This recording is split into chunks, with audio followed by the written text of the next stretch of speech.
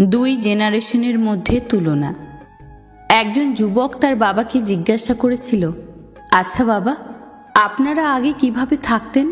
শীততাপ নিয়ন্ত্রিত যানবাহন নেই, ওয়াইফাই নেই, কোনো ইন্টারনেট নেই, কম্পিউটার নেই, অনলাইন শপিং নেই, টিভি নেই, মোবাইল ফোন নেই, শপিং মল নেই, মাল্টিপ্লেক্স নেই। তার বাবা উত্তর দিলেন, ঠিক যেমন তোমাদের প্রজন্ম আজকের সাথে জীবনযাপন করে। প্রার্থনা নেই, সমবেদনা নেই, সম্মান নেই, কোনো শ্রদ্ধা বোধ নেই, কোনো চরিত্র নেই, লজ্জা নেই, বিনয় নেই, সময় পরিকল্পনা নেই, খেলাধুলা নেই, পড়া নেই। আমরা যারা 1940 থেকে 1980 সালের মধ্যে জন্মগ্রহণ করেছি তারাই ধন্য। আমাদের জীবন একটি জীবন্ত প্রমাণ। স্কুলের পর সন্ধ্যা পর্যন্ত খেলতাম। আমরা কখনো টিভি দেখিনি। আমরা প্রকৃত বন্ধুদের সাথে খেলতাম, ইন্টারনেট বন্ধুদের সাথে নয়।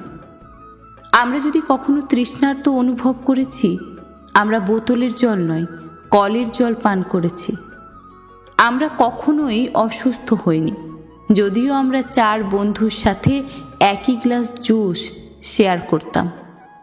আমাদের কখনোই ওজন বাড়েনি, যদিও আমরা প্রতিদিন প্রচুর ভাত খেতাম। খালি পায়ে ঘোরাঘুরি করেও আমাদের পায়ের কিছুই হয়নি। আমাদের মা ও বাবা কখনোই আমাদের সুস্থ রাখার জন্য কোনো সাপ্লিমেন্ট ব্যবহার করেননি। আমরা নিজেদের খেলনা তৈরি করতাম এবং সেগুলো দিয়েই খেলতাম। আমাদের বাবা মা ধনী ছিলেন না। তারা আমাদের ভালোবাসা দিয়েছেন, পার্থিব উপকরণ নয়। আমাদের কখনোই cellphone, DVD, PlayStation, Xbox, video game, ব্যক্তিগত কম্পিউটার, ইন্টারনেট, চ্যাট ছিল না। তবে আমাদের প্রকৃত বন্ধু ছিল। আমরা আমাদের বন্ধুদের বাড়িতে বিনা আমন্ত্রণে যেতাম এবং তাদের সাথে খাবার উপভোগ করেছি।